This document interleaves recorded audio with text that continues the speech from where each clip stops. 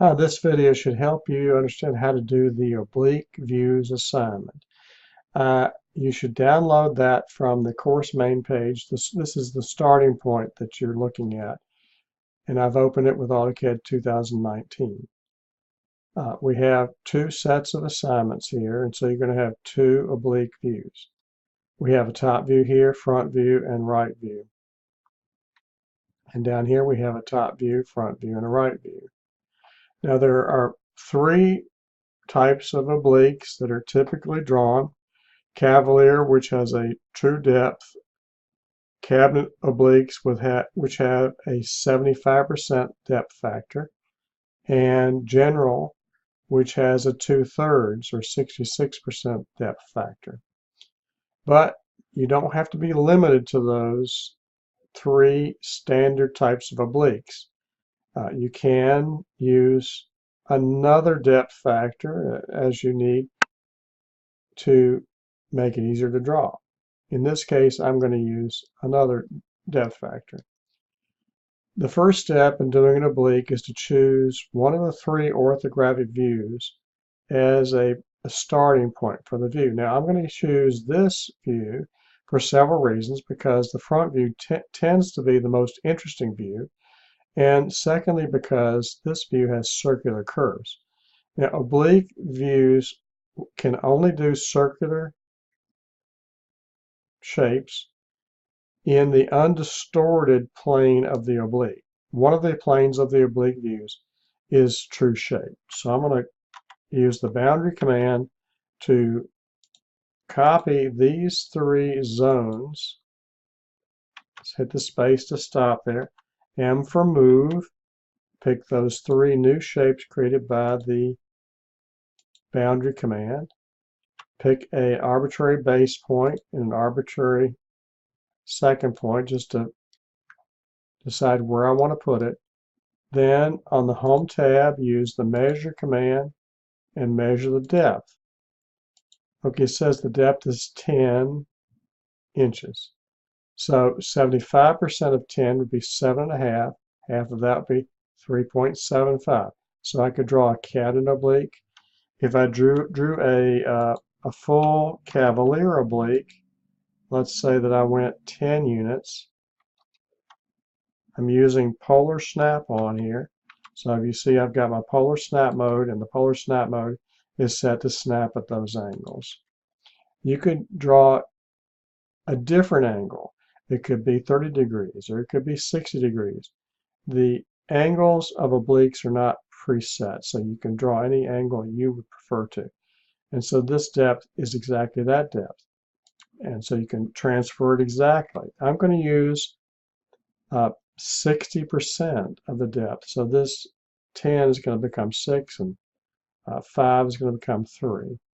So I'm going to move this, and I'm going to type 3 angle 45 and hit the enter key twice. That's because I entered the displacement. And I'm going to enter this line direction, point the angle, and type 3. Then I can copy that from there to there, and then draw a line from there, a depth of 6, and then up and over, and then draw a line from here at 6 and up. And you can see that that would be the back corner. If you looked at the back face of that, you can see how that relates. But I'm not going to do that. Then I'm going to draw a line from tangent to tangent, and then use that to trim out that curve.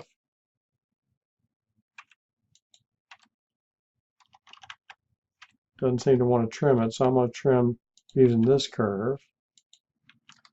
And then I'm going to trim the resultant part there. And that straight line is probably, it's going to be 3 units long, should be 3 units long. See, the length is 3, the same as this line. If you decide you want to dimension obliques, if you use anything but a Cavalier oblique, you're going to have a little bit of difficulty. I'm going to go to the Annotate tab, and I'm going to use the Dimension Style button, and I'm going to use a new dimension style called Depth of 60 for 60% of the depth.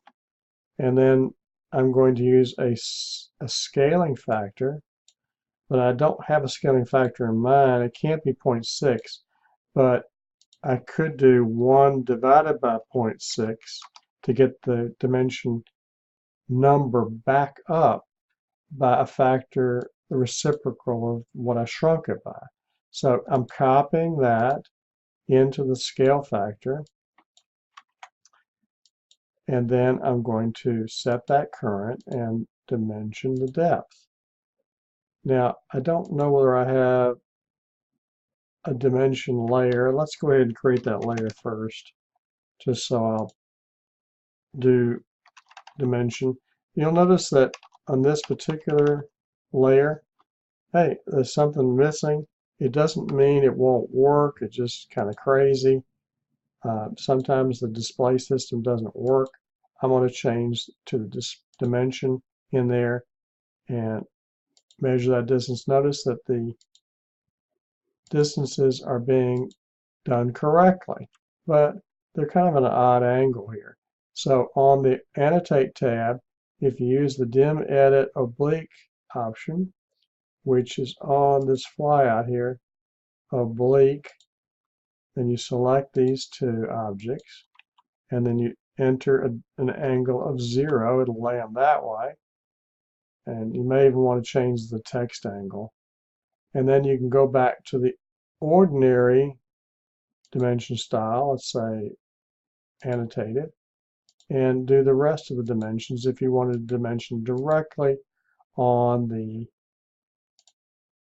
oblique. Now, I'm not going to require you to do the dimensions for this exercise. I just want you to know how to dimension an oblique besides a cabinet oblique. The second task is very similar, and this time I'm going to measure the distance first and decide what I want to do. Okay, that says 8. So 75% of 8 is a little strange. Let's try 2/3 of 8. What if I did calculate or try QC? That gives the AutoCAD calculator. So this is a calculator built into AutoCAD. And what if I did 8 divided by 2?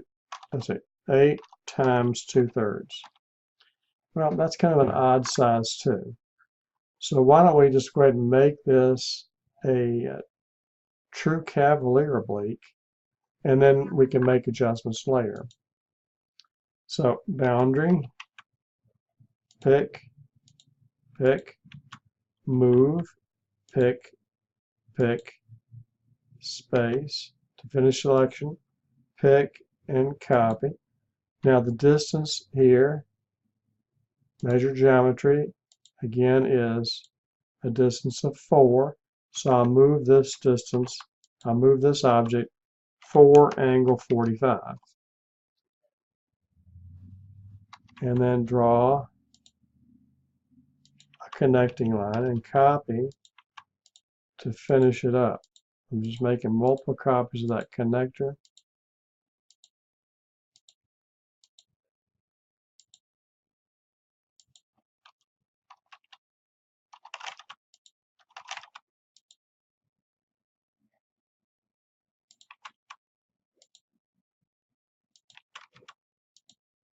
And that is a cabinet oblique. Now, could I see the circle on the far end? Well, let's temporarily copy this up to see if we could.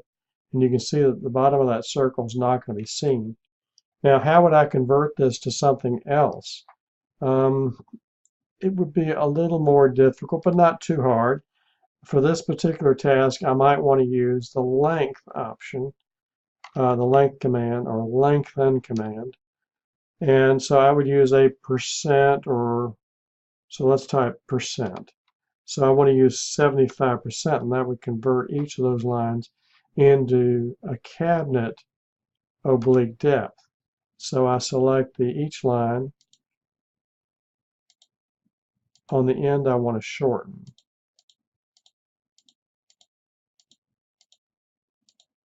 Now, I'm not suggesting you do this. You can leave it. I'm using the move command here. You can leave it a Cavalier. And I'm using a window snap here and then adding that object. And I'm going to select this point and this point. Now that's a cabinet oblique. Could the cabinet oblique see the curves in the end? Yes. There would be a few curves in the end. So if I copied that and then use this to trim it out, I could just get rid of the excess and I could see that this object, I could see the holes in the end. So that's a couple different ways to do it. You don't need to do anything but a Cavalier oblique there. And you don't need to dimension these. I hope this helps you understand how fast you can get a pictorial view of starting with an orthographic view.